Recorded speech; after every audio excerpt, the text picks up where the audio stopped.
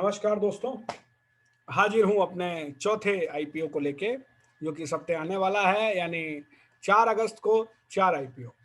चारों में से किसमें पैसा लगाना है, ये आपका मर्जी है। मैं चारों के बारे में आपको बता दे रहा हूँ। इसके साथ-साथ इनका एक कंपैरिजन भी मैं 5 अगस्त को पोस्ट करूँगा, तो आप आराम से देख सकते हैं कि कहाँ मैं पैसे लगाने वाला हूँ। दोस्तों, कोल्ड है थोड़ी-सी, क्या करें साहब, मौसम ऐसा है। सो आपके साथ वैसे तो कृष्णा डायग्नोसिस है, जिसका यहाँ टेस्ट कराया जा सकता है।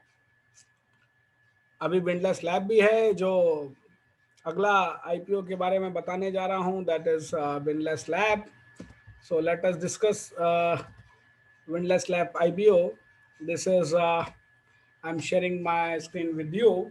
So Windlass Biotech Limited, basically this is a company which is bringing its IPO on 4th August, 4th, 5th, and 6th.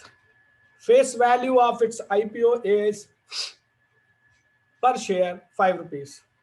IPO price is going to be 448 and 460. It looks at reasonably priced. I will not say underpriced, but it is reasonably priced, keeping the segment in mind. Lot size 30. Company is coming out with 401 crore IPO, out of which 165 का इनका fresh issue है और remaining 236 crore का offer for sale है। Allotment is on 11th, refund 12th, demat में credit है 13 अगस्त को और लिस्टिंग 17 को कई लिस्टिंग होने वाली हैं, तो उतना आपको प्रॉफिट भी जितना मिलना चाहिए वो नहीं मिलेगा, कुछ में मिलेगा कुछ में नहीं मिलेगा। सो प्रमोटर्स की होल्डिंग इस शेयर इशू के बाद रह जाएगी 65.16%। Now I would like to share more details with you on this company only. But when I talk about this company basically deals with multiple things. Like, this is the company which basically started its business in 2001. So 21st century की beginning में company create हुई, pharmaceutical formations बनाती है, contract development and the manufacturing organisation है CDMO segment का। CDMO segment के काफी product बनाता है, उसकी लाइसेंसिंग है इनके पास। इसके अलावा ये अपने खुद के ब्रांडेड प्रोडक्ट भी बनाते हैं ओटीसी मार्केट के थ्रू। तो अगर मैं इनके बिजनेस मॉडल को डिस्कस करूं, 3 वर्टिकल्स में है इनका बिजनेस मॉडल। पहला, CDMO products and services, domestic, trade generics and over the counter market, जिसमें ये न्यूट्रास्यूटिकली हेल्थ सप्लीमेंट बनाते हैं जो काफी लोगों को। इसके अलावा ये जो बड़ी pharma company like Pfizer, Sanofi, Cadila, Encure pharmaceutical, Eris life sciences, Intas, septic laboratories, इन सभी के लिए ये रॉ मटेरियल बनाते हैं जो उनको देते हैं, जिससे इनकी जो कैपेसिटी है वो लगभग 7063 million tablets and capsules, 54.46 million pouch and सैशेस एंड 61.8 मिलियन लिक्विड बॉटल्स ये बना सकते हैं।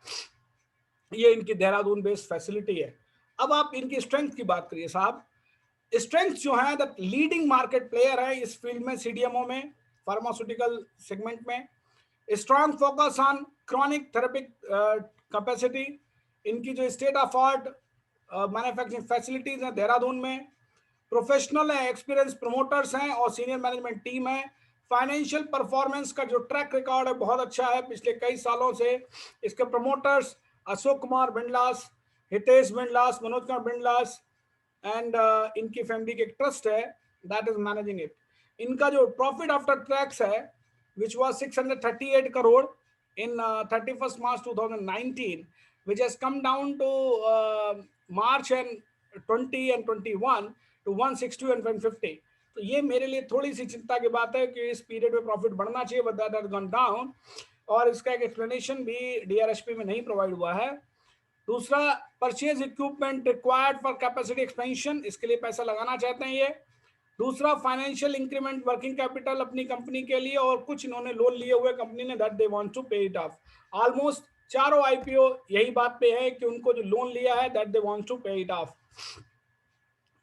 सो बेसिकली इसकी और डिटेल्स, फाइनेंशियल डिटेल्स की बात करें मैं आपके साथ, तो जो नेट वर्थ है 1991 करोड़ की है, जो 2020 में 2096 थी, और जो टोटल बारोइंग्स हैं वो 313 करोड़ की हैं अभी, जो पहले 274 की थी।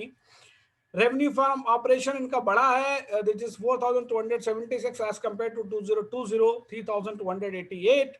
इबिटा जो है वो 545 है, प्रॉफिट बिफोर टैक्स 217 है, और नेट प्रॉफिट इज 155। जो इनके कंपटीशन में पीर हैं, ऐसी तो कोई लिस्टिंग कंपनी इनके लिए है नहीं जिसके साथ मैं एज इट इज कंपेयर करूं peer to peer and apple to apple, that is not possible, that is not there. So this अपने सेगमेंट की एक अलग कंपनी है साहब, जो काफ़ी बड़ी है और इट्स गुड बिजनेस मॉडल इनका है, लेकिन कुछ रिस्क है इनके साथ। सबसे बड़ा रिस्क क्या है साहब, इनकी जो रिलेशनशिप है वो सीडीएमओ कस्टमर्स लाइक फाइजर वगैरह के साथ, अगर उनके साथ इनकी बिगड़ गई किसी विषय पे तो इनका सिग्निफिकेंट रेवेन्यू डाउनफॉल आ जाएगा। सीडीएमओ कस्टमर्स जो लीडिंग इंडियन फार्मास्यूटिकल कंपनी है, एनी फेलियर, उनकी भी फेलियर इनको तकलीफ देगी। मान लीजिए एफडीए ने कोई उनका लाइसेंस कैंसिल किया तो इनका ऑटोमेटिक प्रॉब्लम हो जाएगी। Operation is dependent on R&D and their inability to understand evolving industry trade will always have a problem. कोविड-19 का इनके ऊपर असर रहा है, that is why their sales has gone down. Pharmaceutical market is subject to extensive regulations, so any regulation against them is going to impact on their profit. But as of now, if you ask me कि जो इनके risk हैं वो एक third party कोई case कर देगा, that will also, so pharmaceutical में ऑलवेज प्रॉब्लम्स रहती हैं साहब इस तरह के, लेकिन उसके बावजूद वो कंपनियां अच्छा प्रॉफिट करके दे रही हैं अपने प्रमोटर्स को, शेयर होल्डर्स को। So I feel this is a company worthwhile. और मैं जो इसका प्रीमियम देख रहा हूँ तो 150 रुपीज़ के आसपास देख रहा हूँ, 120 से लेके 150 के आसपास। सो आप ये मान लीजिए कि जो आप लिस्टिंग होने वाली है इस कंपनी की, that is going to be around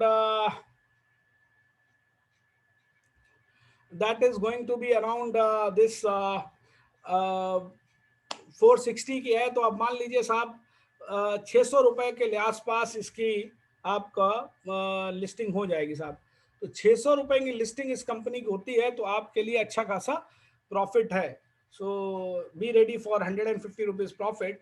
so and per share 150 is not a small amount. बाकी कंपनी एक ऐसे सेगमेंट की जो लंबे समय तक आप होल्ड कर सकते हैं, प्रॉफिट आप कैरी कर सकते हैं, so there is no problem on that count. Thank you मेरे दोस्तों, प्लीज अपने इस चैनल को सब्सक्राइब करते रहिए, आगे बढ़ाते रहिए दोस्तों को। Thank you very much, thank you.